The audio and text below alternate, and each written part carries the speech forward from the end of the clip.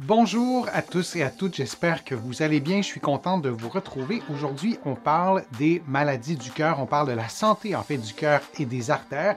Souvenez-vous que les conseils que je vous donne aujourd'hui doivent être adaptés à votre condition et ils ne remplacent pas ceux d'un professionnel de la santé et encore moins une évaluation d'un professionnel de la santé. Vous allez trouver plusieurs des conseils que je vous donne aujourd'hui dans mon livre Va prendre l'air, tout sur le pouvoir exceptionnel de la respiration et aussi mon livre Lève-toi et marche que vous allez trouver ici partout au Canada et aussi de l'autre côté de l'Atlantique. Et je vais vous mettre le lien dans la description de la vidéo lorsqu'elle sera en rediffusion pour que vous puissiez trouver mes livres facilement. Malgré la prévalence croissante de l'arthrite chez les personnes plus âgées, des études ont montré que les adultes âgés de 18 à 65 ans, si on met une frontière à 65 ans, comme ces chercheurs-là ont fait, même si elle n'est pas physiologique, représenteront la majorité des cas d'arthrite d'ici 2040.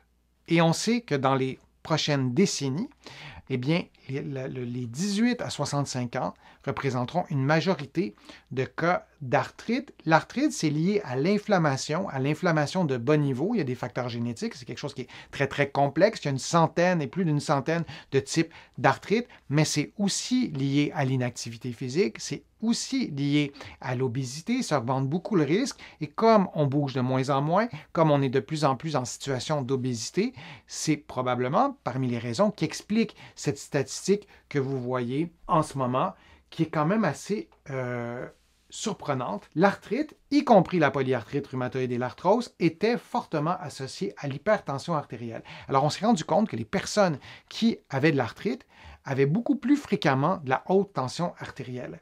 Et dans les chiffres qui nous présentent, le pourcentage de personnes hypertendues chez les personnes qui avaient de l'arthrite, c'était 67,5 %. Et chez les personnes qui étaient sans arthrite, pour le dire comme ça, eh bien, c'était beaucoup plus bas, c'était 41,6 %. Alors, il y a vraiment une grande différence et les chercheurs ont vraiment fait des liens avec l'arthrite et la haute tension artérielle et le taux de contrôle plus faible de la tension artérielle chez les jeunes adultes pourrait expliquer en partie la forte association entre l'hypertension et l'arthrite. Et ça, c'est intéressant parce que les personnes plus jeunes, disons dans la vingtaine, dans la trentaine ou même dans la quarantaine, si on compare à des gens qui ont 70 ou 80, mais parfois la haute tension artérielle, on ne la contrôle pas, on ne la prend pas, on ne s'en préoccupe pas. Et c'est ce qui expliquerait, notamment selon les chercheurs, cette prévalence si élevée de l'hypertension artérielle, donc qui était mal contrôlée, c'est ce qu'ils nous disent aussi. Et les chercheurs font état aussi d'un besoin de dépistage de l'hypertension et d'un contrôle sanguin adéquat chez les personnes souffrant oui, d'arthrite, notamment les plus jeunes. Et il existe de plus en plus de preuves que l'arthrite, y compris encore une fois la polyarthrite rhumatoïde et l'arthrose, est corrélée avec une morbidité et à une mortalité accrue due aux événements cardiovasculaires. Le risque d'événements cardiovasculaires est multiplié, ça varie là, de 1 par 1,49 à 4,31, donc 4 fois plus de risque d'avoir un accident cardiovasculaire, un événement cardiovasculaire si on a de l'arthrite. Et vous êtes plusieurs, et incluant l'arthrose. Alors, vous êtes plusieurs à me suivre sur ma chaîne avec des douleurs articulaires. Je suis physiothérapeute, c'est mon travail. Et c'est doublement important de prendre soin de sa tension artérielle, de mettre en place des stratégies pour en prendre soin. Et on sait que c'est beaucoup plus prévalent et on sait que les facteurs de risque de problèmes, de maladies graves cardiovasculaires est plus élevé. Les facteurs de risque qui sont communs à la fois aux maladies cardiovasculaires et aussi à l'arthrite, je vous le disais, l'inflammation chronique, l'inactivité physique et j'ajoute un autre élément, la polypharmacie. Le fait de prendre plusieurs médicaments pour l'arthrite, par exemple, ça peut avoir un effet sur votre tension artérielle lorsqu'on prend plusieurs médicaments. Donc, la polypharmacie, il y a plusieurs définitions, mais plus de 5 médicaments pour le dire de façon très, très brève, mais on peut avoir des effets de ces médicaments, parfois indésirables, sur notre tension artérielle ou sur d'autres médicaments qu'on prendrait peut-être pour la tension artérielle. Alors, c'est important que ce soit bien contrôlé parce qu'on voit que c'est plus prévalent.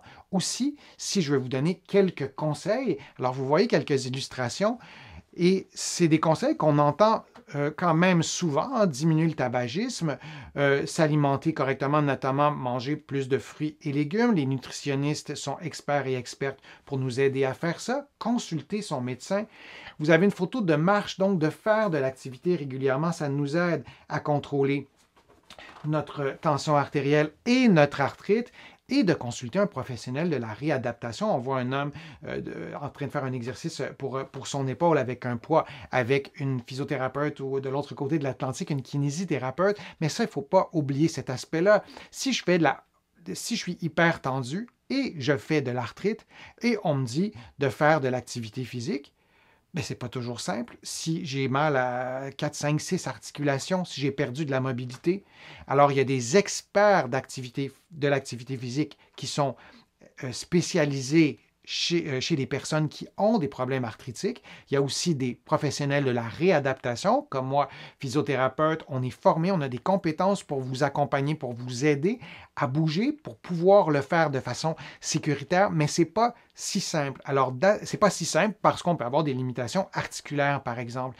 Et moi, j'ai beaucoup de patients qui se sentent un peu abandonnés parce qu'on leur dit, faites de l'activité physique, mais ces personnes-là ont plein de douleurs, ont plein de limitations articulaires. Alors, il faut les aider. C'est entre autres le but de ma chaîne. Vous allez trouver plusieurs programmes d'exercices adaptés pour plusieurs types de problèmes, notamment des programmes d'exercices qu'on peut faire en position assise. Parlez-en à votre médecin et vous voyez dans les photos différentes stratégies pour prendre soin de votre santé lorsque vous êtes concerné par l'arthrite et la haute tension artérielle. Et si vous faites de l'arthrite, si vous avez de l'arthrose et ça fait 3 ans que vous avez pris votre tension artérielle, c'est le temps de la prendre aujourd'hui. Je vous remercie de votre attention. J'espère que les conseils que je vous ai donnés vous ont été utiles. J'espère que je vous ai convaincu de prendre soin de votre santé cardiovasculaire. Je vous remercie de contribuer à mes plateformes. Vous êtes plusieurs à le faire régulièrement et votre soutien est absolument essentiel à la poursuite de toutes ces productions de contenu que je vous propose sur ma chaîne YouTube. Vous pouvez d'ailleurs vous abonner et sur mon site web. Vous pouvez donc contribuer directement sur YouTube en cliquant sur le petit cœur ou sur mon site web. Il y a différentes façons de contribuer financièrement, mais aussi avec des clics. Je vous explique tout ça dans l'onglet « Contribuer ». Vous allez trouver beaucoup d'informations sur la santé cardiovasculaire sur mon site web. Je vous l'ai déjà donné, l'adresse www.denisfortier.ca. Vous pouvez vous abonner gratuitement à l'infolettre. Vous allez trouver beaucoup d'informations dans mes livres que vous pouvez trouver partout au Canada et aussi de l'autre côté de l'Atlantique. Et je vous mets le lien pour trouver mes livres facilement, notamment à la librairie du Québec à Paris. Vous pouvez vous rendre ou vous pouvez commander mes livres sur le web, sur leur site web. Encore une fois, je vous remercie beaucoup et au plaisir de vous revoir pour une prochaine vidéo, pour un prochain direct.